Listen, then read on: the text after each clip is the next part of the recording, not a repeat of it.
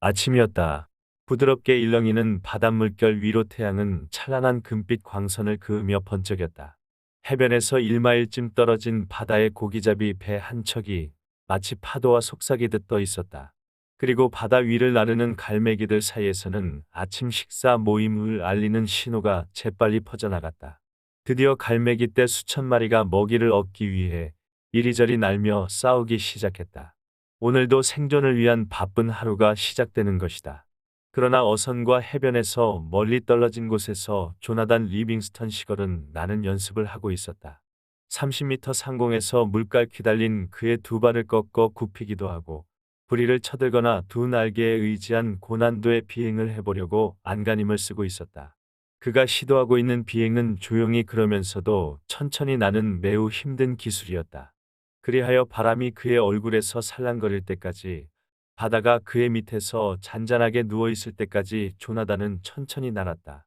맹렬한 집중력을 발휘하느라고 눈을 가늘게 뜨고 호흡을 모으고 한 번, 단 한 번, 더, 조금이라도 선회하려고 애썼다. 그 순간 깃털이 곤두서며 그는 중심을 잃고 추락했다. 일반적으로 갈매기들은 비틀거리지도 않고 중심을 잃고 속도를 늦추는 일도 없다. 공중에서 비틀거린다는 것은 그들에게 수치이며 불명예이기 때문이다. 그러나 조나단 리빙스턴 시걸은 그 사실을 결코 부끄러워하지 않았다. 그는 힘든 선회를 위해 날개를 다시 뻗으며 천천히 그러다 다시 한번 비틀거렸다. 조나단 시걸은 보통 새가 아니었다. 갈매기들은 대부분 가장 단순한 기술로만 하늘을 날았다. 그리고 그 이상의 것을 배우려는 시도는 하지 않았다. 그들이 중요하게 생각하는 것은 오직 먹이를 구하는 일이었다. 나는 것은 그 다음 문제였다. 하지만 갈매기 조나단에게는 먹는 것이 문제가 아니라 나는 것이 문제였다. 그 무엇보다도 조나단은 비행을 사랑했다. 그런 생각으로는 다른 갈매기들과 친해질 수 없다는 사실을 그는 알고 있었다. 조나단이 하루 종일 수백 번이나 낮게 활강 실험을 되풀이하는 것을 보고 그의 부모들조차 당황했다. 조나단이 수면 위에서 날개 절반 정도의 높이로 나는 때를 빼고는 힘을 덜 들이고 공중에 오래 머물러 있는 이유를 그들은 알지 못했다. 다른 갈매기들처럼 발로 물을 차 물보라를 일으키며 끝나는 비행과 조나단의 비행은 달랐다. 유선형으로 단단히 구부려 몸쪽에 붙여두었던 발이 수면에 닿으면 길고 단조로운 흔적을 남기게 되는데 그것이 조나단의 비행이었다. 그는 비행을 시작했을 때 해변에 내려서서는 자기가 활강한 길이만큼 모래 위를 걸어 그 길이를 재어보기도 했다. 조나단의 부모는 이런 어처구니 없는 행동에 몹시 당혹스러워했다. 존, 왜 그러니? 그의 어머니가 물었다. 너는 왜 다른 갈매기와 다르게 행동하니? 낮게 나는 것 따위는 펠리컨이나 신천홍에게 맡겨버리는 거야. 그리고 너는 왜 잘 먹지를 않니? 너무 말라서 이제는 뼈와 깃털뿐이잖아. 뼈와 깃털만 남아있어도 상관없어요, 어머니. 저는 단지 창공에서 제가 할 수 있는 것은 무엇이고 할 수 없는 것은 무엇인지 알고 싶어요. 저는 단지 알고 싶을 뿐이라고요. 이봐 조나단, 그의 아버지는 타이르듯이 말했다. 이제 곧 겨울철이다. 겨울철에는 고기잡이 배가 줄어들 뿐만 아니라 수면 가까이에서 놀던 물고기 떼들도 점점 물속 깊이 들어가 헤엄을 친다. 그러니 내가 꼭 배워야만 한다면 먼저 먹이를 구하는 것부터 배우는 게 어떻겠니? 물론 내가 하고 싶은 비행수를 익히는 것도 좋겠지. 그러나 창공을 비행하는 것만으로는 먹고 살 수가 없잖아. 너는 먹이를 구하기 위해 난다는 걸 잊으면 안 된다. 알겠지? 조나단은 공손하게 고개를 끄덕였다. 그 후 며칠간 그는 다른 갈매기처럼 행동하려고 노력했다. 먹이를 찾기 위해 다른 갈매기처럼 선창가와 고깃배 주위를 날며 소리를 지르기도 하고 고기나 빵 조각을 찾아 재빨리 날아내리곤 하였다. 그러나 조나단은 그러한 일을 최선을 다할 수가 없었다. 이것은 정말 부질없는 짓이야, 이런 생각을 하며 어렵게 잡은 멸치를 늙고 굶주린 갈매기에게 떨어뜨려 주었다. 나는 법을 연구하는 데 이런 시간 모두를 쓸 수 있다면 좋을 텐데. 배울 건 그야말로 산더미처럼 많지 않은가. 얼마 지나지 않아 조나단은 다시 바다 멀리 날아 비행 연습을 했다. 굶주리면서도 행복한 마음이었다. 그의 앞에 놓인 중요한 과제는 속도였다. 일주일 남짓 연습한 뒤 그는 살아있는 어떤 갈매기보다도 더 빨리 나는 법을 배웠다. 그는 300m 상공에서 있는 힘을 다해 격렬하게 날개를 파닥이며 파도를 향해 심한 급강하했다. 그 결과 보통 갈매기들이 빠른 속도로 급강하를 하지 못하는 이유를 알았다. 급강하를 하면 단 6초 안에 그는 시속 110km의 속도를 낼 수 있게 되는데 그 속도에서는 날개를 위로 치켜 올리자마자 균형을 잃어버리고 마는 것이었다. 늘 세심한 주의를 기울였음에도 불구하고 몇 번이고 같은 결과가 일어났다. 항상 능력의 극한점에서 연습하였기 때문에 빠른 속도에서는 균형을 잃었다. 우선 300m 상공까지 날아오른다. 처음에는 전력을 다해 똑바로 수평으로 날다가 다음에는 날개를 치면서 수직 급강하로 돌입한다.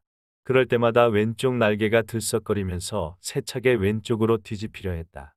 그리고 균형을 잡기 위해 오른쪽 날개를 위로 치켜들자마자 불처럼 파닥이며 그의 몸은 오른쪽으로 나선 상태가 되어 낙하하는 것이었다.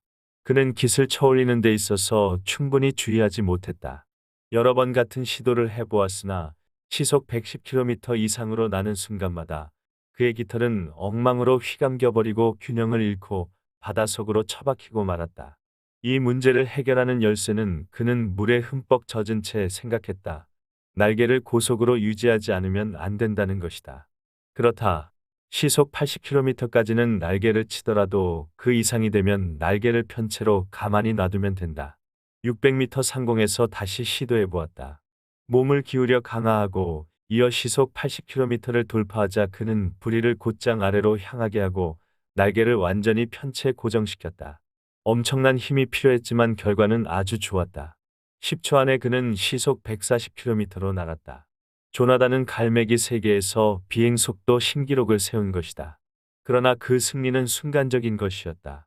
급강하한 후 수면과 평행으로 날고자 했을 때 고정시킨 양쪽 날개의 각도를 바꾸려고 한순간에 그는 먼저 본과 같은 그 위험한 조종불능의 재난에 빠져든 것이다. 그것은 시속 140km라는 스피드 속에서 다이너마이트 같은 타격을 그에게 안겨주었다. 그리하여 조나단은 파열한 것 같이 되어 벽돌처럼 단단한 해면에 세차게 곤두박질 친 것이다. 그가 의식을 되찾은 것은 해가 지고 나서 한참 후의 일이었다. 그는 달빛을 받으며 바다 위를 표류하고 있었다. 양쪽 날개는 납덩어리 같았지만 그보다도 등을 내리누르는 패배감의 중압감 쪽이 더욱 무거웠다. 그는 좌절된 심정으로 차라리 그 무게가 자기를 바다 밑까지 부드럽게 끌어내려 그것으로 만사가 끝나게 해주었으면 얼마나 좋을까 하고 생각했다. 이윽고 그는 물속에 흠뻑 잠긴 채 공허하게 울리는 이상한 목소리를 자기 내부에서 들었다. 어찌할 수도 없는 일이다. 나는 한 마리의 갈매기일 뿐이다. 원래 내가 할 수 있는 일에는 한계가 있다. 만약 내가 나는 일에 관해 보통 이상의 것을 배우도록 정해져 있었다면 눈을 감고도 정확히 날 수 있을 것이다. 내가 더욱 빨리 날도록 타고났다면 내 같은 짧은 날개를 갖고 물고기 대신 쥐를 먹고 살았을 것이다. 아버지가 옳았던 것이다. 어리석음을 잊어야 한다. 갈매기 떼가 있는 대로 돌아가서 있는 그대로의 자신에 만족해야 한다. 능력에 한계가 있는 불쌍한 갈매기로서의 자신에. 그 목소리는 점차 흐려져 갔지만 조나단은 정말 그렇다고 생각했다. 밤의 갈매기에게 어울리는 곳은 해변이다. 지금 이 순간부터 나는 평범한 갈매기가 되어보겠다. 이렇게 그는 마음속으로 다짐했다. 그러면 누구나 더욱 행복해질 수 있는 것이다. 그는 어두운 수면으로부터 간신히 날아올라 육지로 향했다. 보통보다 편한 저공 비행법을 배워 두기를 잘했다고 생각했다. 그러자 곧 그는 이래서는 안 되겠다 라고 생각을 고쳐먹었다. 나는 지금까지의 자신과는 인연을 끄는 거야. 배워둔 비행법과도 작별을 해야지. 나는 다른 갈매기들과 똑같은 갈매기이고 그들처럼 날아야 한다. 그래서 그는 고통을 견디며 30m의 고도까지 올라갔고 다시 세차게 날개를 파닥이며 해변으로 향했다. 평범한 갈매기가 되어야겠다고 결심하니 아주 편안한 기분이 되었다. 이제부터는 자기를 비행 연습으로 몰아붙인 그 맹목적 충동으로부터 해방되고 두 번 다시 한계에 도전하는 일도 그 때문에 생기는 실패도 없을 것이다. 또한 생각을 중단하는 건 기분 좋은 일이었고 해변 너머 불빛을 향해 어둠 속으로 나는 일 역시 그만두게 되어 기분이 좋았다. 어둠. 이때 마음속에서 날카롭고 엄숙한 소리가 들렸다. 갈매기는 어둠 속을 날지 않는다. 조나단은 그 소리에 신경을 쓰지 않았다. 다만 스스로의 생각에 흐뭇함을 느낄 따름이었다. 달빛과 해변의 불빛은 물 위에서 반짝이고 조그만 등대의 희미한 불빛은 어둠을 통해 빛나니 모든 것이 너무나 평화롭고 고요한데. 내려가라. 다시금 마음속에서 공허한 목소리가 울렸다. 갈매기는 결코 어둠 속을 날지 않는다. 만일 내가 어둠 속을 날려 한다면 너는 올빼미와 같은 눈을 가지고 있어야 한다. 눈을 감고 있어도 넓은 바다를 전부 알아볼 수 있어야 한다. 그리고 매에 짧고도 강한 날개를 가지고 있어야 한다. 한밤중 30m의 상공에서 조나단 리빙스턴은 어떤 영감으로 인하여 눈을 빛냈다. 조금 전까지의 고통과 결심이 순식간에 사라져버렸다. 짧은 날개, 매에 짧고 강한 날개. 바로 이것이 해답이다. 나는 얼마나 어리석었던가. 필요한 것은 아주 짧고 강한 날개다. 내가 취해야 할 행동은 날개의 대부분을 접고 오직 날개 끝만으로 나르는 것이다. 짧은 날개. 조나단은 어두운 바다의 창공 600m까지 올라갔다. 그리고 실패나 죽음에 대한 생각할 겨를도 없이 그는 앞날개를 몸에 꽉 붙이고 단지 가느다란 뒷날개의 일부를 차지하고 있는 단검 같은 날개끝만을 바람 속으로 펴고 별안간 수직으로 급강하하였다. 바람은 괴물처럼 으르렁거리며 그의 머리에 부딪혀 왔다. 시속 110km에서 140km로 다시 190km로 그리고 그 속도는 더욱더 올라갔다. 이윽고 시속은 220km에 달했다. 하지만 그 속도조차도 이런 방식으로 110km로 날 때보다 훨씬 편했다. 그리고 날개 끝을 조금 틀면 급강하로부터 수월하게 탈출할 수 있어서 달빛 아래를 나는 회색 탄환처럼 파도 위로 돌진해 갔다. 그는 눈을 가늘게 뜨고 몰아쳐오는 바람을 맞으면서 기쁨에 겨워 몸을 떨었다. 시속 220km. 그것도 스스로 균형을 유지하면서. 만약 600m가 아니라 1500m 상공에서 급강하한다면 도대체 얼마나 빠른 속도가 될 것인가. 그는 조금 전에 했던 맹세 따위는 저 무섭도록 빠른 바람결에 휩쓸려간 듯 깨끗이 잊어버렸다. 그렇지만 스스로 다짐했던 맹세를 깨뜨린 데 대해 그는 양심의 가책을 느끼지 않았다. 이러한 약속이나 맹세는 보통 갈매기와 같이 평범하고 상식적인 것에 순종하는 갈매기들이나 지키는 것이다. 스스로 실천하며 배워서 뛰어난 경지까지 도달한 갈매기에게는 이런 따위의 약속은 필요하지 않았다. 해가 뜰 무렵에 조나단은 다시 비행 연습을 하고 있었다. 5000피트 상공에서 내려다보니 어선들은 평평한 푸른 수면에 흐트러진 작은 반점에 지나지 않았고 예의 조반 모임에 찾아드는 갈매기 떼도 조그만 티끌로 이루어진 안개처럼 눈 밑에서 맴돌고 있었다. 그는 생기에 넘치고 기쁨에 들떠 몸을 떨며 자기가 공포심을 이겨낸 데 대해 자부심을 느꼈다. 이윽고 그는 자연스럽게 앞날개를 편 뒤 바다를 향해 수직으로 하강했다. 1200m 상공을 날 때 그는 이미 한계 속도에 이르렀다는 것을 깨달았다. 바람이 그의 얼굴을 세차게 때리므로 더 이상 빨리 날 수가 없었다. 그는 이제 시속 340km로 일직선 강하 비행을 하고 있었다. 만일 이 속도에서 날개가 펼쳐지지 않는다면 자신의 몸뚱이가 산산조각이 날 것이라는 것을 알면서도 그냥 낙하를 감행했다. 그러나 그에게 있어 속도는 힘이었고 기쁨이었다. 그리고 순수한 아름다움이기도 했다. 그는 300m 상공에 이르러 수평 비행으로 전환했다. 날개 끝은 강한 바람 속에서 윙윙거렸으며 감각이 마비될 지경이었다. 고깃배와 갈매기떼가 유성처럼 빠르게 그의 옆으로 비켜섰다. 그는 멈출 수가 없었다. 그런 속도에서 어떻게 하면 방향 전환이 되는지 그는 아직 모르고 있었다. 충돌하기만 하면 직사하고 말 것이다. 그는 조용히 눈을 감았다. 그때 뭔가 일어났다. 마침 해가 뜬 직후였다. 조나단은 조반 모임에 찾아든 갈매기 떼의 한가운데를 곧장 뚫고 지나간 것이다. 시속 340km의 스피드로 눈을 감고 바람과 깃털이 부딪혀 윙윙거리는 노호 같은 금속음에 쌓여 행운의 여신이 그에게 미소 지은 것일까. 단 한 마리도 죽지는 않았다. 이렇게 하여 조나단은 자기의 부리를 하늘 쪽으로 곧바로 치켜 올리고 시속 250km로 여전히 날고 있었다. 그가 시속 30km까지 속도를 줄이고 마침내 날개를 폈을 때 고깃배들은 1200m 아래 바다 위에 빵부스러기처럼 흩어져 있었다. 그의 생각은 완전히 적중했다. 최대한의 속도 시속 340km로 비행하는 갈매기. 그것은 확실히 경이적인 성공이었고 갈매기의 역사 속에서 가장 위대한 순간이 아닐 수 없었다. 그리고 그 순간부터 조나단에게는 새로운 세계가 열린 것이다. 그는 곧 자신밖에 없는 외로운 연습장으로 날아갔다. 그리고 2400m 상공에서 급강하를 시도하기 위해 날개를 접고 회전하는 법을 알아내려고 애썼다. 그러는 과정에서 그는 단지 날개의 끝을 아주 조금씩 움직이면 맹렬한 속도에서도 유연하고 완전한 방향 전환을 할 수 있다는 사실을 발견하게 되었다. 그러나 조나단이 그러한 사실을 깨닫기까지에는 그 같은 맹렬한 속도에서 날개를 크게 움직이면 균형을 잃고 바람개비처럼 맴돌다가 결국 물 위로 추락하고야 만다는 쓰라린 실패를 겪어야만 했던 것이다. 조나단은 그러한 도전과 실패를 거듭한 결과 갈매기 역사상 최초로 고개 비행을 하게 되었던 것이다.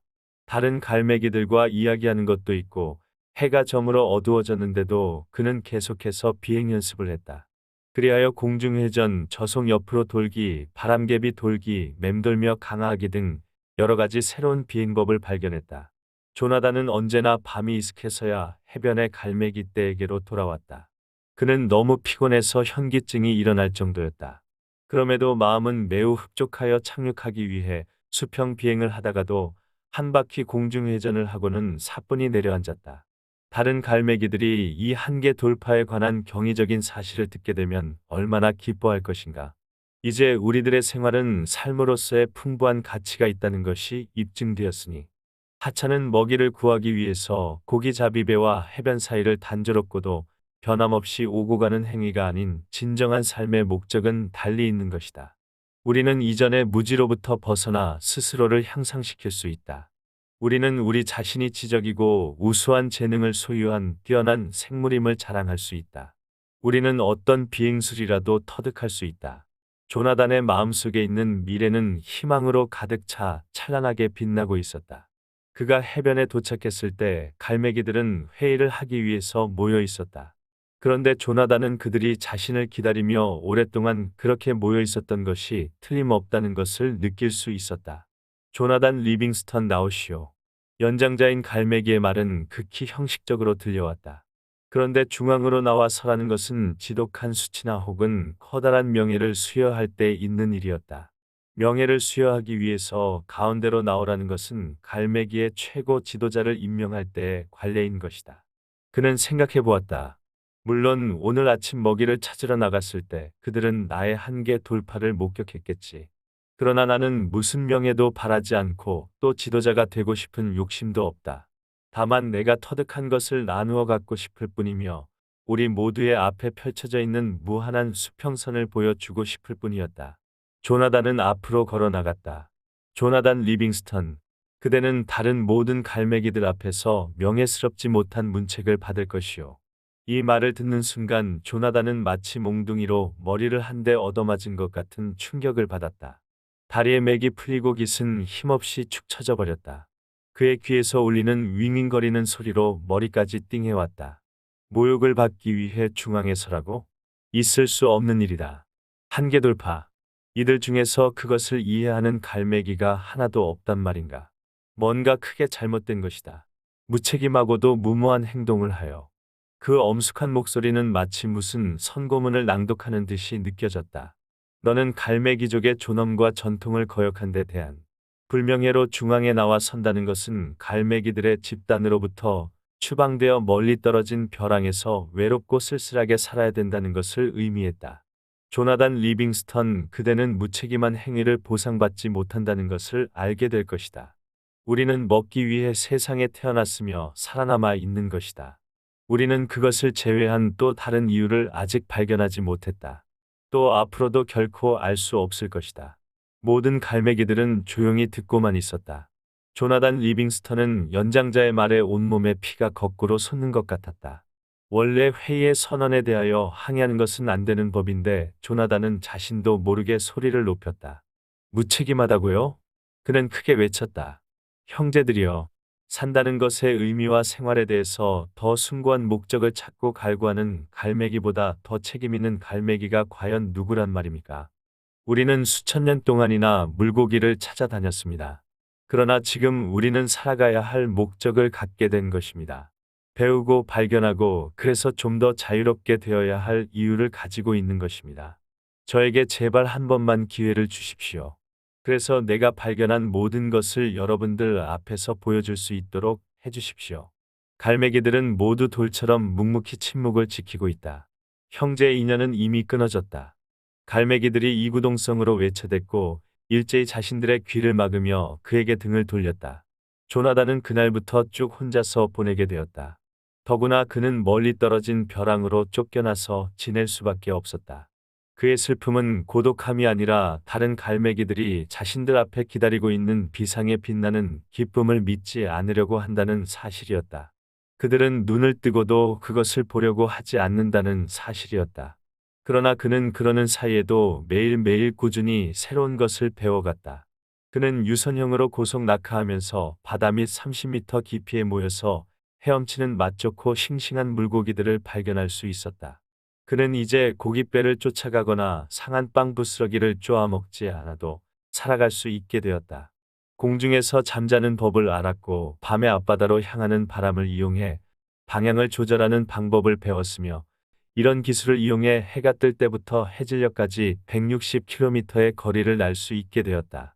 그것은 단순한 육체적인 기술로서는 불가능하며 그 자신의 정신력을 조정할 수 있을 때에만 가능하다는 것을 조나단은 알게 되었다. 그는 습득한 기술을 이용해서 다른 갈매기들이 안개와 비 때문에 먹이를 구하지 못하고 해변에 웅크리고 있을 때에도 바다 표면에 짙은 안개를 뚫고 안개의 꼭대기를 벗어나 눈부시도록 해맑은 하늘을 마음껏 날아다녔다. 그는 높이 부는 내륙풍을 탈 줄 알게 되었고 기묘한 곤충들을 잡기 위해 지표면 가까이까지 급강하하는 법도 알게 되었다. 이전에는 갈매기 떼 전체를 위해 갈구했던 발을 이제는 그 자신만을 위해 얻는 것이었다. 나아가 그는 비행의 여러 가지 또 다른 방법을 스스로 배웠고 그 때문에 자기가 치른 대가를 조금도 아까워하지 않았다. 조나단은 이미 권태와 공포와 분노가 갈매기의 삶을 그토록 짧게 만드는 원인이라는 사실을 발견했다. 그래서 그 세 가지의 것을 마음으로 극복하여 참으로 길고 훌륭한 삶을 살아갔다. 세월은 빠르게 지났다. 어느 날 저녁 그들이 찾아왔다. 그들은 조나단이 혼자서 그가 사랑하는 하늘을 유유히 비행하고 있는 것을 발견하고 다가온 것이다. 그의 양쪽 날개 옆에 나타난 두 마리의 갈매기는 별빛처럼 맑고 높은 밤하늘에 부드럽고 감미로운 빛을 발하며 날고 있었다. 그러나 무엇보다도 가장 훌륭한 것은 그들의 비행 기술이었는데 그들은 조나단의 날개 끝에서 정확하고 일정한 거리를 유지하고 있었다. 조나단은 아무 말 없이 그들을 시험해 보았다. 지금까지 어떤 갈매기도 합격한 일이 없는 시험이었다. 그는 자신의 양날개를 뒤틀어서 시속 1.6km로 천천히 날았다. 눈부시게 빛나는 두 마리의 갈매기도 자세와 위치를 흐트리지 않고 유연하게 그와 함께 천천히 날았다. 그들은 이미 저속 비행법을 체득했던 것이다. 조나단은 양날개를 짧게 접고 몸을 돌리면서 시속 300km의 급강하 비행에 돌입했다. 그들은 완벽한 편대를 이루어 줄을 내리긋듯 그와 함께 강하했다. 마침내 그는 그 속력으로 곧장 날아서 수직 서행 회전을 했다. 두 마리의 다른 갈매기들도 여유 있게 미소를 지으며 그와 함께 회전했다. 조나단은 수평 비행으로 돌아왔고 한동안 조용히 있다가 말했다. 훌륭하군. 조나단은 그들을 칭찬했다. 그런데 너희들은 누구지? 우리는 너와 같은 갈매기야, 조나단. 우리는 너의 형제들이야. 그 말은 힘있고 부드러웠다. 우리는 너를 더욱 더 높은 곳, 너를 집으로 데려가려고 왔어. 나는 집이 없어, 형제도 없고. 나는 아주 오래전에 추방당했어. 그리고 우리는 지금 커다란 산바람 위에서 날고 있어. 몇백 미터 이외는 나는 이 지친 몸을 끌고 더 높이 날 수가 없어. 그렇지만 조나단, 너는 반드시 지금보다 더 훌륭하게 날 수가 있어. 너는 지금까지 많이 배워왔으니까. 한 가지 과정이 끝나고 이제 새로운 과정을 시작할 때가 온 거야. 항상 그랬듯이 그때에도 그의 머릿속에는 무엇인가가 순간적으로 떠올랐고 조나단은 또 다른 사실을 깨우칠 수 있었다. 그들의 말이 과연 옳았다. 그는 더 높이 날 수 있었고 그는 정말로 돌아가야 할 때가 온 것이다. 그는 마지막으로 한참 동안 먼 하늘을 응시해 보았다. 그리고 그는 그토록 많은 것을 배울 수 있었던 장엄한 은빛 대지를 긴 시선으로 바라보았다. 좋아 가겠어. 마침내 그는 말했다. 그리고 나서 조나단 리빙스턴은 별빛처럼 영롱하게 빛나는 두 마리 갈매기와 함께 상공으로 높이 날아올라 완전히 어두워진 캄캄한 밤하늘로 사라졌다. 과연 이것이 천국이구나, 이런 생각을 하면서 조나단은 혼자서 미소를 지었다. 이제 막 날아올라 하늘 속으로 들어가려는 순간 하늘을 평가한다는 것은 그다지 좋은 태도는 아닐 거라는 생각이 들었기 때문이다. 조나단은 어두운 대지를 지나 구름 위로 날아올랐고 그 빛나는 갈매기와 편대를 이루어 하늘 속으로 날아들었을 때 그는 자신의 모습도 그들처럼 빛나고 있다는 것을 알았다. 실로 그의 금빛 눈 뒤에서 항상 살고 있었던 바로 그 젊은 조나단이 거기 있었는데 겉모습은 상당히 달라져 있었다. 그것은 그저 보통 갈매기의 모습을 하고 있었지만 그의 나는 모습은 이전보다 훨씬 훌륭해져 있었다. 왜 그럴까? 왜 절반쯤밖에 힘을 내지 않는데 지상에서의 자기 전성시대보다도 배나 빠르고 훨씬 선명하게 날 수 있는 것일까? 그의 깃털은 이제 하얀 눈송이처럼 찬란하게 빛났고 양날개는 정교하게 잘 다듬어진 은처럼 매끄럽고 완벽했다. 그는 즐거운 마음으로 가슴을 두근거리면서 이 새로운 날개를 어떻게 다루어야 할까? 어떻게 속도를 더 낼 수 있을까를 연구하기 시작했다. 시속 400km로 날면서 그는 자기가 이제 수평 비행의 한계 속도에 도달하고 있음을 느꼈다. 그리고 시속 440km에 이르렀을 때 조나단은 그것이 자기가 할 수 있는 최대 속도임을 알고 대단히 실망했다. 새로운 날개와 온몸이 낼 수 있는 속도 역시 한계가 있었던 것이다. 비록 그것이 예전의 수평 비행보다 훨씬 더 빠른 것이라고 해도 여전히 거기에는 한계가 있고 그 기록을 깨뜨리고 넘어서는 데는 무한한 노력을 필요로 하는 모양이다. 하지만 하늘에는 결코 한계가 있을 수 없다. 라고 그는 생각했다.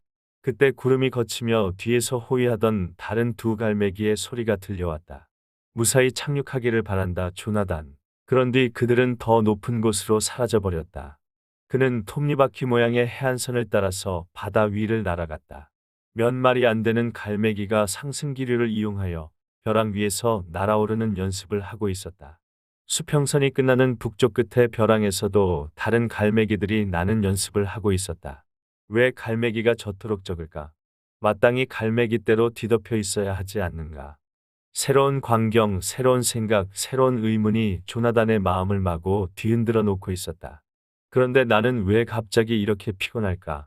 하늘의 갈매기는 결코 피곤하거나 잠을 잔다고도 여겨지지 않았다. 어디서 그런 이야기를 들었던가? 땅에서의 생활에 대한 기억들은 거의 사라져 가고 있었다. 먹이를 잡기 위해 싸우던 일, 무리에서 추방당했던 괴로운 일 등 모두가 안개처럼 희미한 기억들로 사라져갔다. 10여 마리의 갈매기들이 그를 맞이하기 위해서 해안선까지 나와 있었다. 어느 갈매기나 한결같이 말이 없었다. 다만 그는 자신이 환영받고 있다는 것, 그리고 이곳만이 그의 안식처가 될 수 있다는 것을 느꼈다. 이날은 조나단에게는 실로 뜻 깊은 날이었다. 아침에 해가 언제 떴는지조차 기억해낼 수 없을 정도였다. 그는 해변에 착륙하기 위해 몸을 돌렸고 상공에서 속력을 늦춰 멈추기 위해 날개를 약간 파닥거린 뒤 가볍게 모래 위로 내려앉았다. 다른 갈매기들도 이어서 착륙했지만 단 한 마리도 그만큼 날개를 파닥거린 갈매기는 없었다. 그들은 매끈하고 탄탄한 은빛 날개를 쭉 펴바람에 흘러가듯 날다가 선회하곤 하였다. 그러다가 그들은 기세 각도를 순식간에 변화시켜서 발이 땅 위에 닿는 것과 동시에 완전하게 정지할 수 있었다. 정말로 아름다운 비행 조종이었지만 조나단은 지금 그렇게 해보이기에는 너무나 피곤해 있었다. 그는 해변에 선 채로 아무 말도 없이 있다가 잠이 들었다. 그 후 조나단은 이곳에는 이제까지 그가 알고 있었던 것을 제외하고도 아직 배워야 할 비행 기술이 많이 있다는 것을 알았다. 그러나 지금까지의 것과는 분명히 다른 점이 있었다. 여기 있는 갈매기들은 조나단과 똑같은 생각을 가진 갈매기들이었다. 그들 각자의 생활에 있어서 가장 중요한 것은 그들이 단 한 번만이라도 새로운 목표를 성취하는 것이고 그것은 또한 가장 최선의 노력으로서 완벽한 성공을 이루는 것이었다. 그리고 그들이 가장 하고 싶어 하는 것은 하늘을 나는 일이었다. 그들 모두는 아주 훌륭한 갈매기들이었으며 매일같이 비행 연습을 하여 진전된 비행수를 시험하며 시간을 보냈다. 조나단은 오랫동안 자신이 떠나온 세계의 일에 대해서 점점 잊어가고 있었다. 그곳에 모여 사는 갈매기들은 나는 것에 대한 즐거움은 알지도 못하며 알려고도 하지 않는 갈매기들의 집단이며 오로지 먹이를 찾거나 찾기 위해 싸우는 수단으로서 자신들의 날개를 사용하는 그런 세계였다. 그러나 조나단은 때때로 아주 잠깐씩 그곳을 기억해내곤 했다.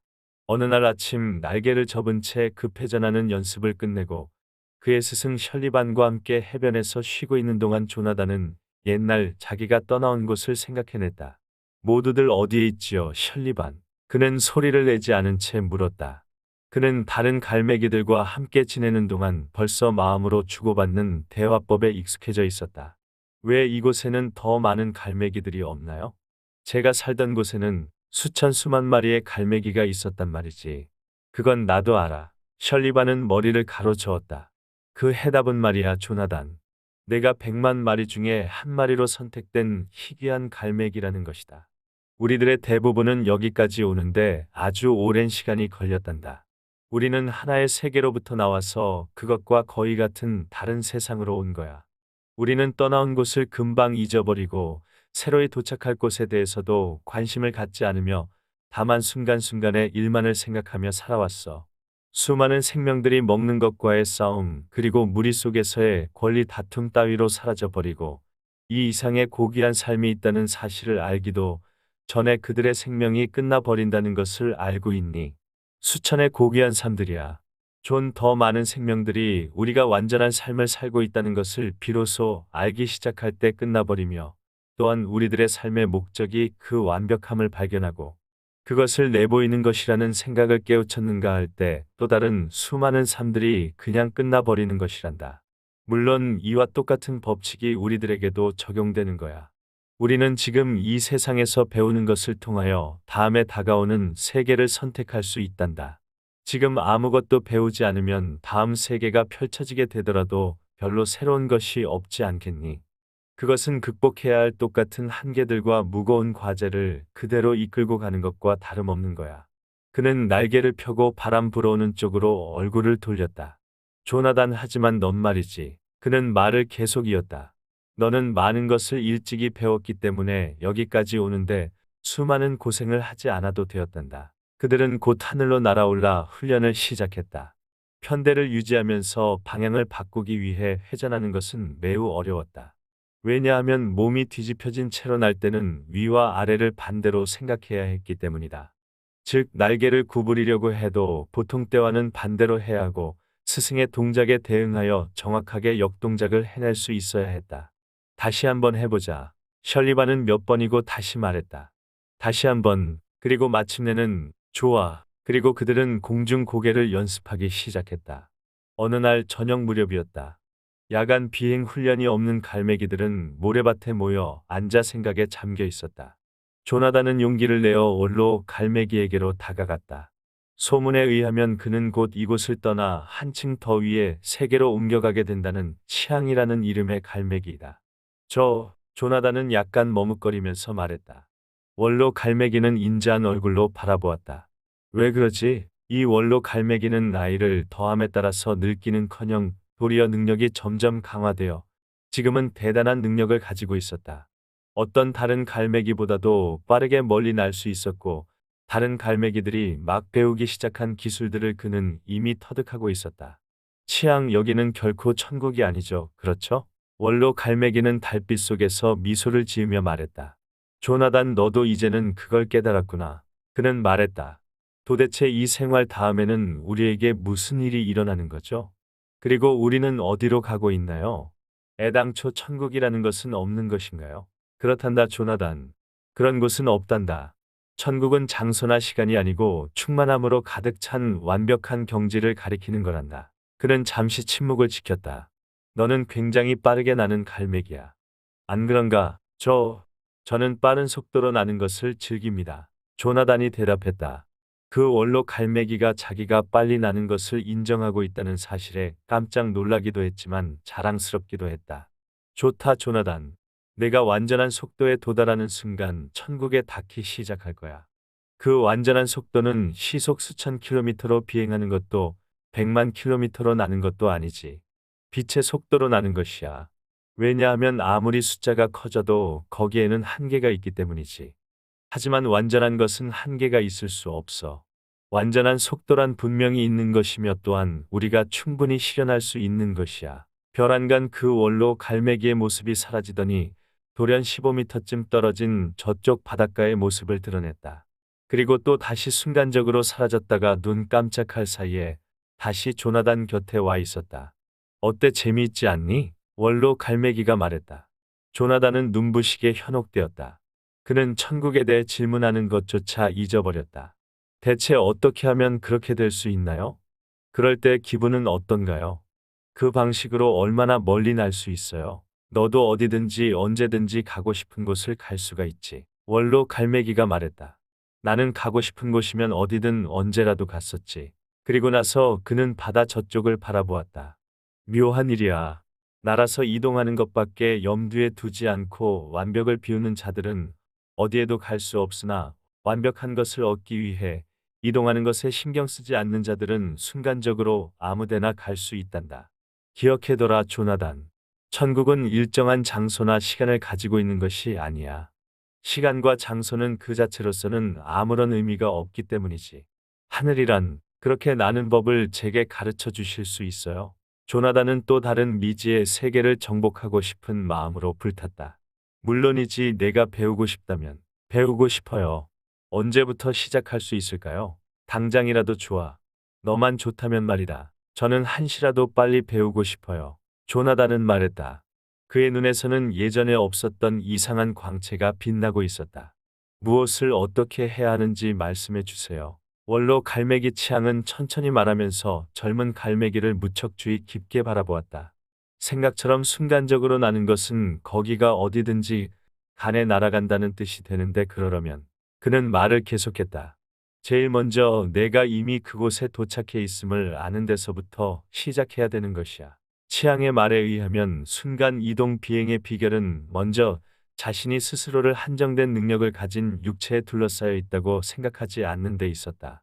고작 1m 남짓한 날개 길이와 비행 지도에나 써넣을 정도의 비행술밖에 없는 갈매기로 자신의 마음을 올가매지 말라는 뜻이다. 나아가서는 그의 심연에 내재하고 있는 본성은 아직 쓰여지지 않은 숫자가 한계를 갖지 않듯 무한히 완전한 것이며 시공을 초월하여 아무 장소에나 순간적으로 도달할 수 있음을 알아야 한다고.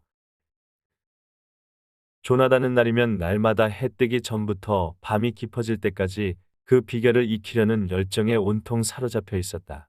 그런데 모든 노력을 다했음에도 불구하고 그는 서 있는 지점에서 깃털폭만큼도 이동할 수 없었다. 날 수 있다고 무작정 믿는 것은 금물이야. 치앙은 몇 번이고 되풀이하여 말했다. 나는 데는 신념이 필요 없어. 이제 너에게 필요한 것은 난다는 것을 이해하는 일이야. 이해하는 것과 난다는 것은 같은 것이다. 자, 다시 한번 해봐. 그러던 어느 날이었다. 조나단이 눈을 감고 정신을 집중하며 서 있을 때 별안간 그 치앙이 자신에게 했던 말을 번뜩 깨달았다. 그래, 맞다. 그게 사실이다. 나는 완전하고 무한히 발전할 수 있는 갈매기다. 그는 그것을 깨닫는 순간 충격처럼 커다란 기쁨을 느꼈다. 그래, 바로 그것이다. 원로 갈매기가 말했다. 그의 목소리는 벅찬 성취감으로 가득 차 있었다. 조나단은 눈을 떴다. 그는 원로 갈매기와 단둘이 전혀 낯설은 해변에 서 있었다. 물 가장자리에는 나무들이 쭉 서 있었고 서로 닮은 두 마리의 노란 새가 하늘 높이 날고 있었다. 조나단, 드디어 해냈구나. 그러나 너의 마음과 힘을 완전히 조절할 수 있을 때까지 더욱 더 열심히 노력할 필요가 있다. 조나단은 매우 놀라 어리둥절했다. 도대체 여기가 어디예요? 원로 갈매기는 그 이상한 주위의 환경에는 전혀 관심을 나타내지 않고 조나단의 질문을 대수롭지 않게 받아넘겼다. 우리는 초록색 하늘이 있고 태양 대신 두 개의 별이 떠 있는 어떤 유성 위에 있다. 조나단은 환희의 찬소리로 외쳤다. 그것은 그가 땅을 떠나온 후 처음 질러본 큰 소리였다. 해냈구나. 그래, 너는 해낸 거야. 존, 치앙이 말했다. 내가 무엇을 하고 있는지를 내 스스로 알 때 그것은 언제든지 성취될 수 있는 것이다. 자, 이제는 마음과 힘을 조정하는 일에 전력을 다하는 거다. 그들이 돌아왔을 때는 이미 어두워진 뒤였다. 다른 갈매기들이 그들의 금빛 눈의 경외에 빛을 띠고 조나단을 주시하였다. 왜냐하면 그가 그렇게 오랫동안 못 박힌 듯 서 있던 곳에서 사라지는 것을 보았기 때문이었다. 조나단은 그들의 축하가 너무 부담스러워 잠시도 견딜 수가 없었다. 나는 여기서는 신입생입니다. 이제 겨우 시작했을 뿐인데요. 난 오히려 당신들한테서 배워야 할 것입니다. 그건 그렇지 않아, 조나단. 옆에 있던 셜리반이 말했다.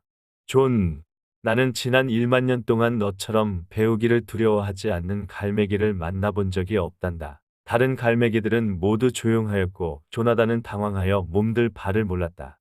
내가 원한다면 시간에 관한 연구를 시작해도 괜찮다. 원로 갈매기가 말했다. 그러면 너는 과거와 미래를 자유롭게 비행할 수 있게 된다. 그리고 거기까지 도달하면 너는 가장 어렵고 가장 강력하고 무엇보다도 즐거운 모든 일을 시작할 수 있게 되는 거야.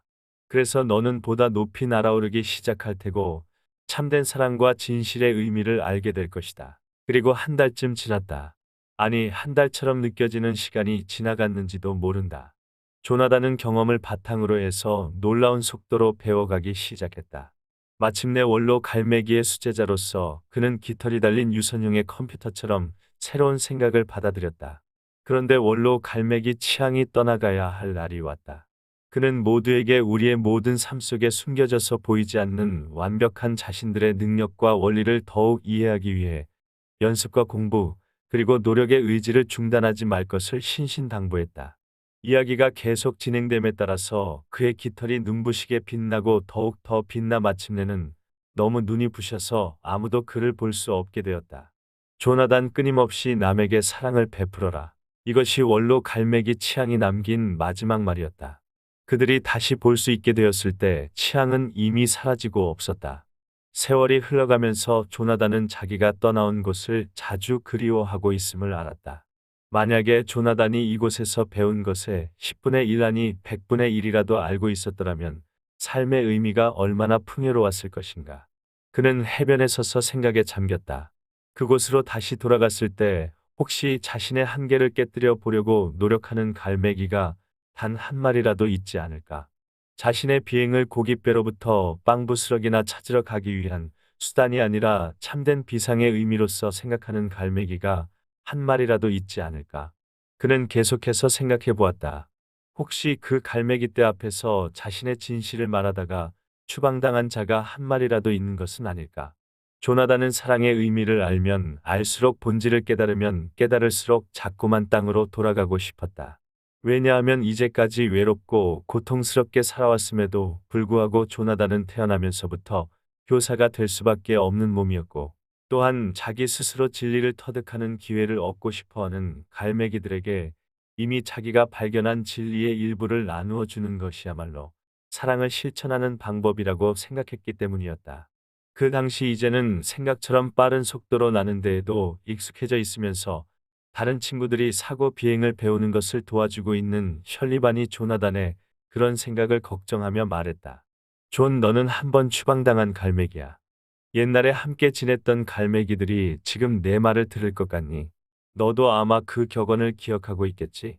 가장 높이 나는 갈매기가 가장 멀리 본다. 그건 진실이야. 내가 두고 온 갈매기들은 땅 위에서 서로 불평하며 싸우고 있어. 그들은 하늘로부터 수천 킬로미터나 떨어져 있어.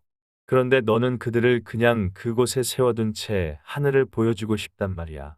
조나단, 그들은 자신들의 날개 끝조차 보지 못해. 여기에 그냥 있도록 해.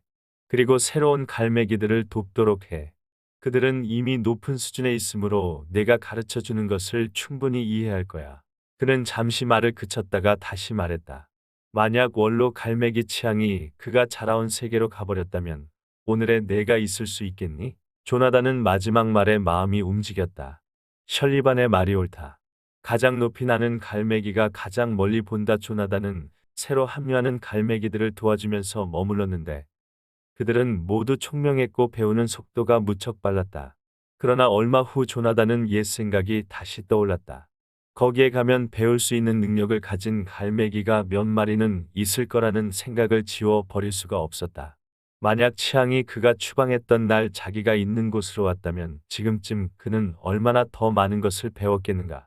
셜리, 나는 아무래도 돌아가야겠어요. 조나단은 마침내 말했다. 당신의 제자들은 모두 잘하고 있어요. 그들은 이제 당신을 도와서 새로 오는 갈매기들을 충분히 가르칠 수 있을 거예요. 너를 잃게 되면 쓸쓸하겠지, 조나단. 그는 오직 이 한마디를 했을 뿐이다. 그게 무슨 소리예요?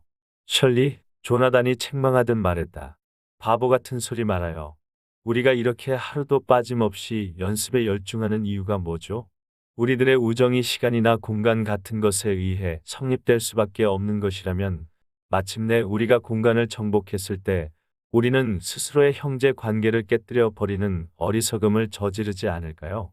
하지만 공간을 일단 정복하게 되면 우리는 항상 이곳에 함께 있는 셈이 되는 거죠. 또한 시간을 정복하면 우리는 항상 지금과 같이 함께하는 것이죠. 그리고 우리는 이곳과 지금의 사이에서 피차 한두 번은 볼 수가 있을 거예요. 당신도 그렇게 생각하지 않나요? 셜리반은 자기도 모르게 소리내어 웃었다. 너는 놀라운 새로구나. 그는 부드럽게 말을 이었다. 땅 위에 있는 누군가에게 수천 킬로미터 밖을 볼 수 있는 방법을 가르쳐 줄 수 있는 자가 있다면 그건 바로 조나단 리빙스턴일 거야. 그는 한동안 모래 위를 뚫어지게 바라보았다. 잘 가, 존. 너는 나의 영원한 친구야. 잘 있어요, 셜리. 우린 또 다시 만날 수 있을 거예요. 이렇게 말하면서 조나단은 마음속으로 과거에 두고 왔던 그리고 그 이후 살아오면서 자주 떠올렸던 해변의 굉장한 갈매기떼를 그려보았다. 또한 자신이 뼈와 깃털로 만든 덩어리가 아니라 무엇에도 전혀 간섭받지 않는 자유와 비상의 완전한 정신체라는 것을 쉽게 확인할 수 있었다. 플래처 린드는 무척 어렸지만 그는 이미 갈매기떼의 사회에서 자기보다 더 가혹하고 불공평한 대우를 받는 새는 없다고 생각했다. 그들이 뭐라고 하든 난 상관이 없어. 그는 매우 흥분된 상태에서 생각했다. 그리고 먼 벼랑을 향해 날아갈 때 그의 시야는 눈물로 흐려졌다. 이곳에서 저곳으로 돌며 파닥이는 것만이 비행의 전부는 아니다. 한 마리의 작고 하찮은 모기도 그 정도는 충분히 할 수가 있다. 그저 장난삼아 우두머리 주위를 선해 비행했다고 당장 추방시키다니. 그들은 눈이 멀었나? 아무것도 모르고 있어. 우리는 진정으로 나는 법을 배운 뒤에 올 영광을 그들은 생각하지 못하고 있어. 그들이 어떻게 생각하든 나는 상관하지 않겠어. 다만 그들에게 나는 것에 대한 진정한 의미를 보여주고 말 테야. 나는 순수한 무법자가 되겠어. 그리고 그들이 아주 미안해하면서 깨우치도록 하겠어. 그때 어떤 소리가 그의 머릿속을 스치고 들려왔다. 그것은 아주 부드럽고 은은하게 들렸지만 실상 그가 그 소리의 내용을 알아차린 순간 그는 공중에서 멈칫할 정도로 놀라고 말았다. 그들이 너무 가혹하다 생각하지 말아라, 플래처. 그들은 너를 추방하면서 스스로 음의 상처를 입었을 것이며 언젠가는 그것을 스스로 깨닫게 될 것이다. 그들을 너그럽고 용서하고 이해하도록 도와주거라. 그의 오른쪽 날개 끝에서 2cm가량 떨어진 곳의 세상에서 가장 찬란히 빛나는 흰 갈매기가 날고 있었다. 그는 거의 플래처의 최고 속도에 가까운 속력으로 날았는데 깃털 하나 움직이지 않고 미끄러지듯 익숙하게 날고 있었다. 이 어린 갈매기는 순간적으로 혼돈에 빠졌다. 이게 어찌된 영문이야? 혹시 내가 어떻게 된 거 아니야? 도대체 이게 뭐지? 낮고 조용한 목소리가 그의 마음속에 파고 들어와 대답을 재촉했다. 플래처, 너는 정말 날고 싶니? 네, 날고 싶습니다. 플래처 린드, 내가 그토록 날고 싶다면 너는 내가 속해 있었던 갈매기 떼를 용서하고 많은 것을 배워서 언제든 그들에게 돌아가 그들이 지금의 너와 같이 날 수 있도록 도와주어야 한다. 그렇게 할 수 있겠니? 플래처는 아주 거만하고 화를 잘 내지만 이 위대한 비행술의 명수에게 거짓말을 할 수는 없었다.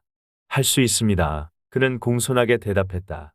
그렇다면 플래처야. 그 빛나는 갈매기는 그에게 아주 인자한 목소리로 말했다. 우선 수평 비행부터 시작하자. 조나단은 천천히 그 먼 벼랑 위를 선회하면서 플래처를 바라보았다. 오로지 나는 것을 배우는 데에만 열중해 있는 미숙하고 어린 플래처는 비행법을 배우는 학생으로서는 거의 만점에 가까웠다. 그는 비행 연습을 하는 동안 힘있고 경쾌하며 또 아주 기민한데도 보였지만 무엇보다도 훌륭한 것은 그가 나는 것을 배우려는 열렬한 의욕을 갖고 있다는 것이었다. 지금 이 순간 그는 서서히 접근해 왔다. 그는 흐릿한 회색의 몸체를 하강하면서 힘찬 몸짓을 해보였다. 그리고 시속 240km로 그의 스승인 조나단의 곁을 쏜살같이 지나갔다. 그런 후 그는 돌연 또 다른 연습 태세로 돌입하여 16개의 방위점에서 수직회전을 하면서 각각의 방위점을 큰 소리로 외쳤다. 8, 9, 10. 저 좀 보세요. 조나단, 점점 속도가 줄어들고 있어요. 11. 그리고 나도 당신처럼 멋지고 깨끗하게 정지하고 싶어요. 12. 그런데 돌풍 때문에 그렇게 할 수가 없어요. 13. 이제 겨우 마지막 3회밖에 남지 않았는데 무사히 할 수 있었으면. 14. 아, 마지막 단계에서 플래처는 최선을 다하여 상승하려다가 성공하지 못하고 속도 비행에 실패했다. 그는 다시 그것을 만회하기 위해서 안간힘을 썼으나 실패하면서 생긴 격한 감정 때문에 더욱 나쁜 상태가 되었다. 그는 뒤로 넘어지며 공중제비를 하고 사정없이 거꾸로 곤두박질하면서 떨어지다가 그의 스승보다 300m 떨어진 아래쪽에서 겨우 몸체를 회복시켜 날 수 있게 되었다. 나 같은 걸 돌보는 건 시간 낭비예요. 조나단, 나는 글렀어요. 얼간이에요. 몇 번이나 시도해봤지만 도저히 해낼 수가 없을 것 같아요. 조나단은 그를 내려다보며 고개를 끄덕였다. 내가 그렇게 함부로 급상승을 시도하는 한 몇 번을 시도하더라도 정확하게 정지할 수 없을 거다. 플래처, 너는 자세를 변화시키는 순간 이미 65km를 날 수 있는 속력을 잃었어. 너는 좀 더 유연하게 하지 않으면 안 돼. 재빠르고 정확하면서도 유연하게 말이야. 알겠니? 그는 플래처와 같은 높이까지 강화했다. 자, 다시 자세를 가다듬고 나와 같이 편대를 만들어서 해보자. 그리고 정지하는 순간을 잘 보거라. 몸에서 힘을 빼고 유연하게 해야 된다. 3개월쯤 지나자 조나단의 제자는 6으로 늘어났다. 이들은 모두 추방당한 갈매기들이었는데 그들은 나는 기쁨을 맛보기 위해 난다는 이 새로운 비행에 대해 미지의 호기심으로 가득 차 있었다. 그러나 그들이 비록 고도의 비행 기술을 잘 익히기는 하였지만 그 배후에 있는 비행의 의미를 이해하는 것은 극히 어려운 일이었다. 우리들 하나하나는 가장 위대한 갈매기의 이념이고 자유라는 무한한 이상이다. 조나단은 저녁 때 해변에서 이와 같은 말을 하곤 했다. 그리고 정확한 비행은 우리의 진정한 자유를 제한하는 모든 것을 제거하지 않으면 안 된다. 그래서 우리는 고속, 저속 고개 비행을 연습하고 있는 것이야. 그러나 그의 가르침을 받는 학생들은 그날의 비행 훈련에 지쳐서 잠들곤 했다. 그들은 비행 연습을 좋아했다. 왜냐하면 속도 연습을 하면서 마음의 쾌감을 느낄 수 있었고 해방된 스스로를 확인할 수 있었기 때문이다. 또한 과정마다 고된 훈련을 받았지만 연습 때마다 늘어나는 실력은 배움에 대한 열망을 충분히 만족시켜 주었기 때문이다. 그러나 이들 가운데 어느 누구도, 심지어는 플래처마저도 관념 비상이 바람과 깃털로 나는 것처럼 현실적으로 가능한 일이라고 믿는 데까지 이르지 못했다. 너희들의 온몸이 날개 끝에서 날개 끝에 이르기까지 완전한 비상을 익힐 수 있도록 전심전력을 다해라. 조나단은 기회 있을 때마다 강조했다. 그것은 눈으로 확인할 수 있는 현상에 국한된 너희 생각 그 자체에 불과한 것이다. 생각의 사슬을 끊어버려야 한다. 그리고 육체의 사슬 또한 끊어버리고. 그러나 그가 그런 이야기를 어떻게 하는지 간에 그것은 재미있는 소설처럼 들렸으므로 어린 갈매기들은 더욱 더 깊은 잠 속으로 빠져들었다. 불과 한 달이 지났을 때 조나단은 갈매기 떼에게 돌아가야 할 때가 되었다고 말했다. 지금 가는 것은 무리입니다. 우리는 아직 갈 때가 아니에요. 헨리 칼빈이 말했다. 또한 우리는 환영받지도 못할 텐데요. 추방당했으니까요. 환영받지도 못할 곳으로 무리하게 갈 필요가 있을까요? 그의 가르침을 받던 제자들은 순간적으로 고민에 빠졌다. 왜냐하면 추방된 갈매기는 다시 돌아갈 수 없다는 것이 갈매기 떼의 규칙이기 때문이며 또한 그 규칙은 1만 년 동안 한 번도 깨진 적이 없었기 때문이다. 규칙을 따르자면 머물러야 했고 조나단의 말을 따르자면 가야 했다. 그러나 조나단은 이미 바다 멀리 가고 있었다. 만약 더 이상 출발하지 않고 지체하고 있으면 조나단 혼자서 저기에 찬 갈매기 떼에게로 돌아가는 셈이 되는 것이다. 하기야 우리가 이미 갈매기 떼의 일원이 아니라면 그 규칙을 따라야 할 필요는 없잖아. 프레처가 머뭇거리며 말했다.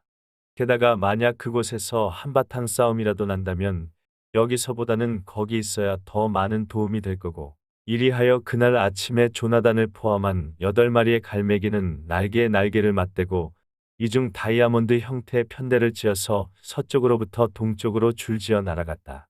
그들은 시속 270km의 속도로 갈매기들의 회의 장소인 해안을 통과했다.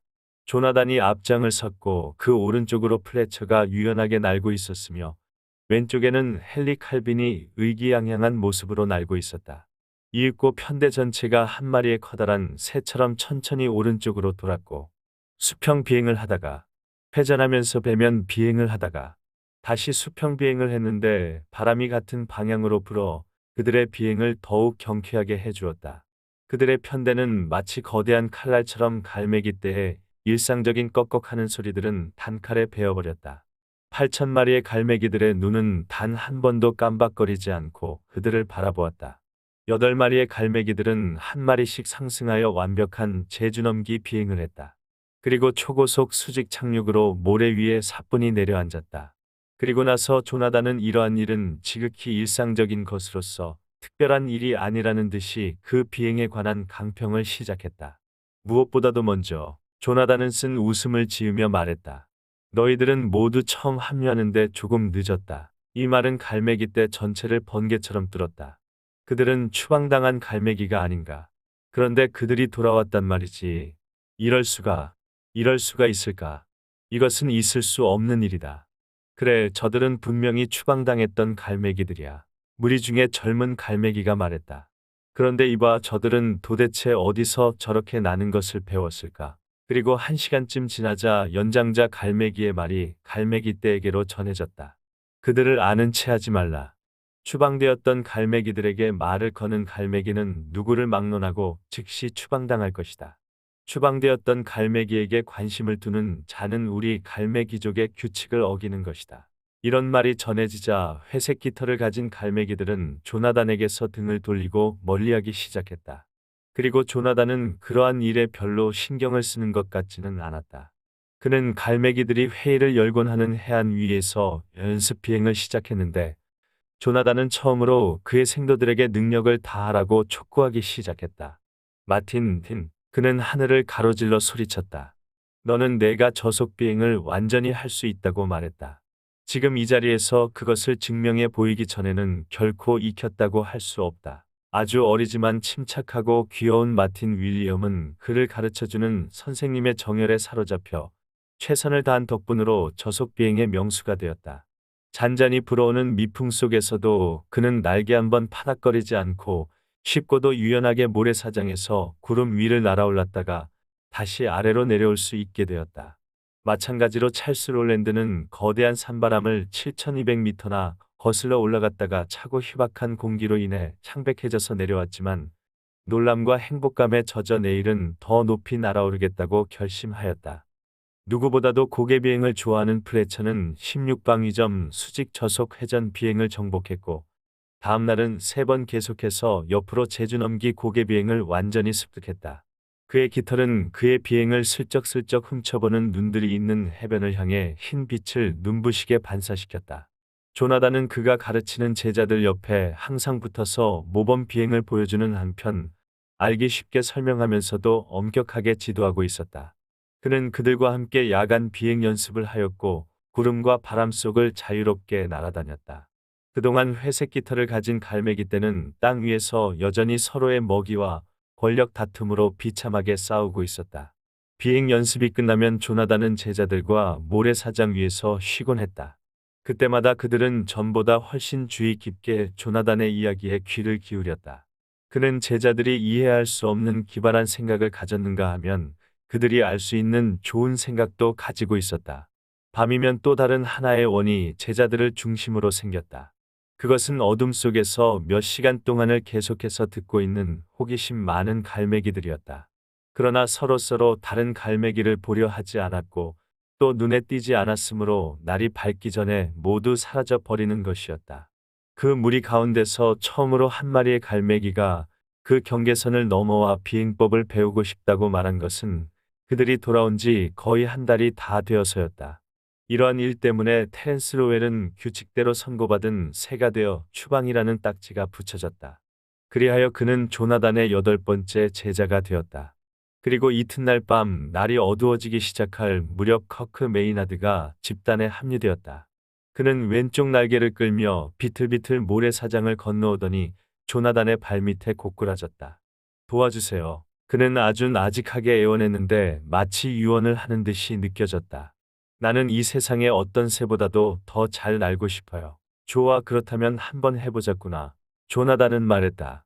우선 지상에서부터 위로 날아오르는 것부터 시작해보자. 당신은 잘 모르시는군요. 내 날개는요, 나는 이 날개를 거의 움직일 수가 없어요. 메이나드, 너는 지금 이 장소에서 진정한 너 자신으로 돌아갈 자유를 얻게 된다. 그것을 방해하는 것은 아무것도 없다. 그것은 위대한 갈매기의 참된 법칙이고 우리들이 존재하는 법칙인 것이다. 내가 날 수가 있다고 말하는 겁니까? 나는 내가 자유롭다고 말하는 거야. 커크 메이나드는 그 말을 듣자마자 이내 수월하게 날개를 쳐 어두운 밤하늘로 떠올랐다. 150m 상공에서 목청껏 소리 내어 외치는 바람에 잠자던 다른 갈매기들이 전부 깨어버렸다. 나는 날 수 있다. 나 좀 봐.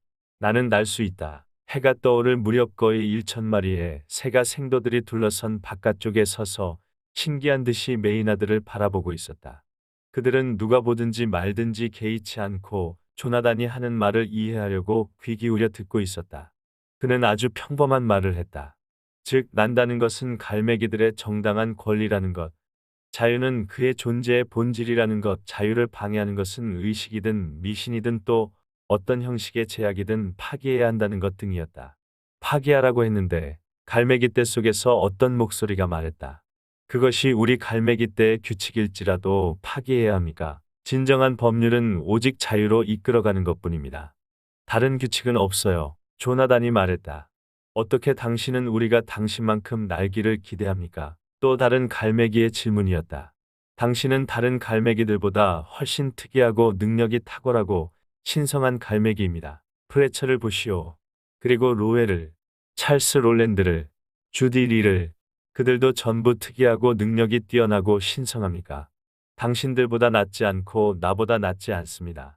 한 가지 다른 점은, 단 한 가지 다른 점은 그들은 자신이 진정 무엇이냐 하는 것을 이해하기 시작했으며, 그리고 그것을 실천하기 시작했다는 것입니다. 프레처를 제외한 제자들은 불안하여 몸을 떨었다. 그들은 여태까지 자신들이 무엇을 행하고 있었는지 깨닫지 못했기 때문이었다. 모여드는 갈매기의 수는 매일같이 늘어났는데 그들은 질문을 하러 오고 숭배하러도 오고 또 비웃으려고 오는 자도 있었다. 갈매기들은 당신이 위대한 갈매기의 아들일 거라고 말하고 있어요. 그렇지 않으면 당신은 시대보다 1,000년이나 앞선 갈매기일 거라고 그래요. 어느 날 아침 고속 비행 훈련을 마치고 난 다음 플래처가 조나단에게 말했다. 조나단은 한숨을 쉬었다. 존재의 값어치가 오해되고 있구나 하고 그는 생각했다. 소문이라는 것은 누군가를 악마로 만들거나 신으로 떠받들게 만드는 것이다. 너는 어떻게 생각하니, 플래처? 우리가 시대보다 앞선 갈매기라고 생각하니? 오랜 침묵이 계속되었다. 글쎄요. 이런 비행은 그 방법을 알려고 하는 자는 누구나 여기서 언제든지 배울 수 있어요. 그것은 시대와는 아무런 관계도 없다고 생각해요. 유행에 앞서 있는지는 모르지요. 대부분의 갈매기들의 나는 법보다 앞서 있으니까요. 그거 그럴듯하군. 조나단은 얼마 동안 배면 비행을 하면서 대답했다. 그것은 시대에 앞선다는 말보다는 훨씬 듣기 좋은 것 같구나. 그 일은 꼭 일주일 후에 일어났다. 플래처는 새로운 생도들의 학급에서 고속 비행의 기초 원리를 시범해 보여주고 있었다. 그는 2100m 상공에서 급강하하여 지상과 평행으로 날고 있는 중이었다. 해변 위에서 불과 몇 센티미터 안 되는 위를 기다란 회색 선이 섬광처럼 돌진해갔다. 그때 처음 날아보는 어린 갈매기 한 마리가 엄마를 부르며 그의 비행 항로로 들어왔다. 순간적으로 그 어린 갈매기를 피하려고 플래처는 왼쪽으로 급선회 했다. 그 순간 플래처는 시속 320km가 조금 넘는 속도로 단단한 화강암 절벽에 부딪혔다. 그 절벽은 플래처에게 또 다른 세계로 들어가는 거대하고 견고한 문과도 같았다. 충돌할 때 충격과 공포로 정신을 잃은 채 그는 알지 못할 허공을 비몽사몽간에 표류하게 되었다. 두렵고 슬프고 그리고 이루 말할 수 없이 불안했다. 이윽고 목소리가 들려왔다. 그것은 그가 조나단 리빙스턴을 처음 만났을 때 들었던 것과 같은 소리였다. 기술이란 말이지, 플래처. 우리는 우리의 한계를 질서 있고 참을성 있게 극복하려는 거야.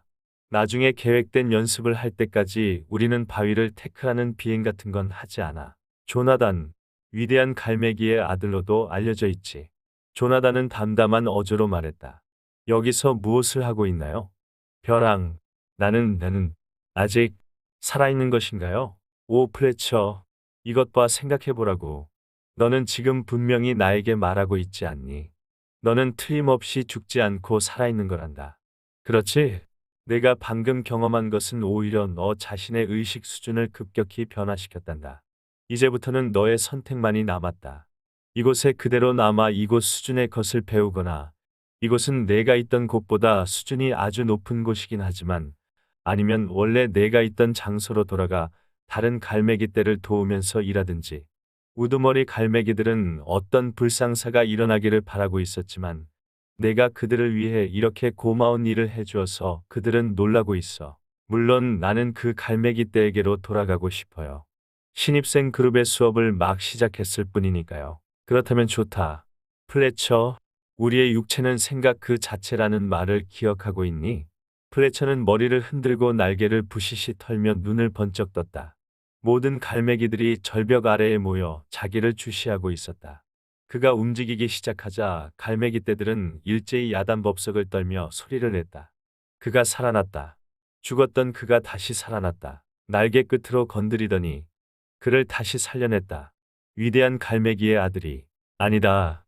그 자신이 아니라고 말했어. 그는 악마야. 악마. 우리 갈매기 떼를 파멸시키려고 온 것이야. 4,000마리의 갈매기가 일제히 모여들었다. 악마라고 아우성치는 소리가 바다의 폭풍우처럼 갈매기 떼 사이를 뚫고 지나갔다. 그들은 두 눈을 번뜩이며 부리를 날카롭게 곤두세우며 조나단과 프레처를 죽이려고 주위에 모여들었다. 우리는 여기를 떠나는 게 좋겠다. 그렇지 않니 프레처? 조나단이 물었다. 예, 저도 그렇게 하는 것이 좋을 거라는 생각이 들어요. 그렇게 할 수 있다면 순간적이었다. 그들은 어느새 800m 떨어진 곳에 서 있는 자신들을 발견했다. 그 사납던 갈매기 떼의 부리는 빈 하늘만 쪼고 있을 뿐이었다. 왜 그럴까? 조나단은 머리를 갸우뚱해 보였다. 한 마리의 갈매기에게 그가 자유롭고 조금만 시간을 내어 연습하면 그것의 참된 의미를 스스로 증명할 수 있다는 것을 납득시키기가 그렇게 어렵단 말인가? 왜 그것이 그다지도 어려운 일인가? 플래처는 갑자기 자신이 서 있는 장소의 모습이 변한 데 놀라서 눈을 의심하는 듯 깜빡거리고 있었다. 도대체 당신은 어떻게 하신 거죠? 내가 어떻게 해서 여기에 와 있죠? 너는 그 폭도 갈매기들로부터 벗어나고 싶다고 하지 않았니? 예. 그렇지만 당신은 어떻게, 만사가 전부 이런 거야. 플래처 이제 연습이나 하자. 날이 밝자 그 갈매기 떼는 그들의 미친 듯한 행위를 잊어버렸으나 플래처는 잊지 못했다. 조나단 당신은 오래전에 저에게 직접 말씀하신 것을 기억하고 계세요.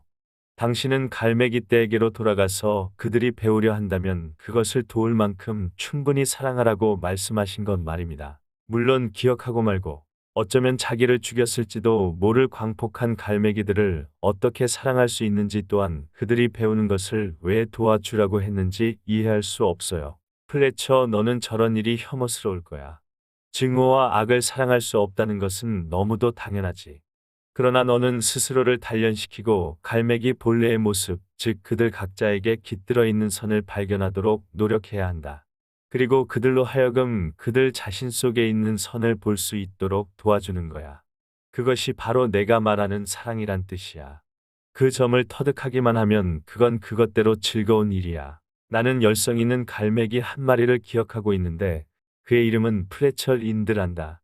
그는 갈매기 떼로부터 추방당하고 그 떼거리들과 죽을 정도로 싸우면서도 훈련을 하기 위해서 벼랑에서 떨어지고 스스로 감당해내기 어려운 시험에 세계인 지옥을 세운 것이다. 그런 뒤 오늘날 그는 자신의 생활 무대인 천국을 세우고 그 옛날의 형제 갈매기 전체를 그 방향으로 이끌어가고 있는 것이다. 플래처는 그의 스승인 조나단 쪽으로 얼굴을 돌렸는데 그의 눈에는 순간 두려움의 빛이 스쳤다.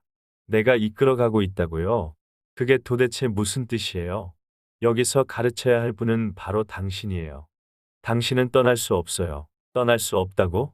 너는 다른 갈매기들의 희망이고 스승이란 것을 생각할 수 없는가 말이다.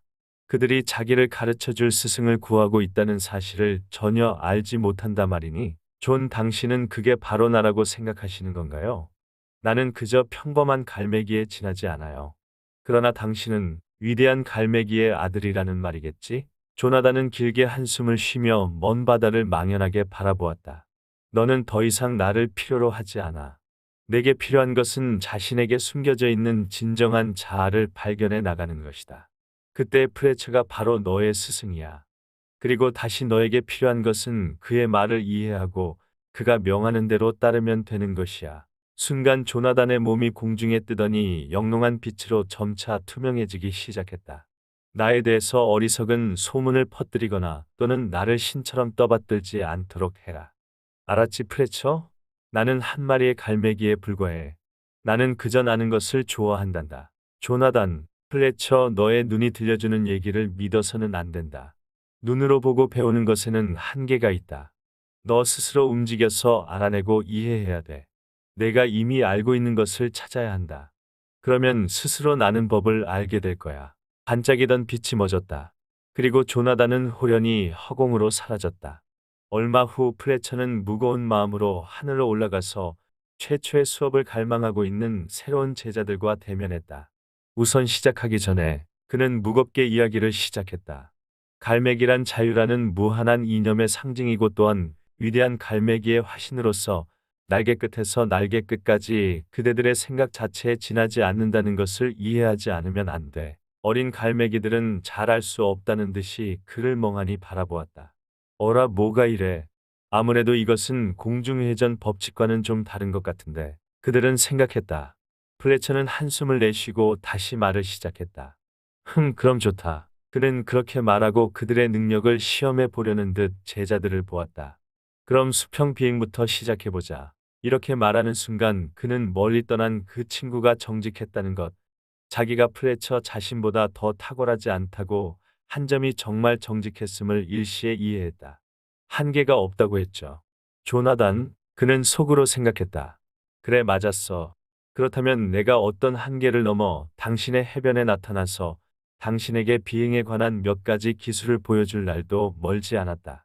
플래처는 자신의 제자들을 철저하고 엄격하게 보려고 했음에도 불구하고 그는 한순간 문득 제자들 전원을 본래의 모습 그대로 보았고, 그리고 그는 자신이 본 바 그대로를 더 사랑하고 있다고 느꼈다. 한계가 없다고 했죠. 조나단, 그는 생각했다. 그리고 얼굴에 미소를 지었다. 완전한 것을 향한 그의 걸음은 이미 시작되고 있었던 것이다.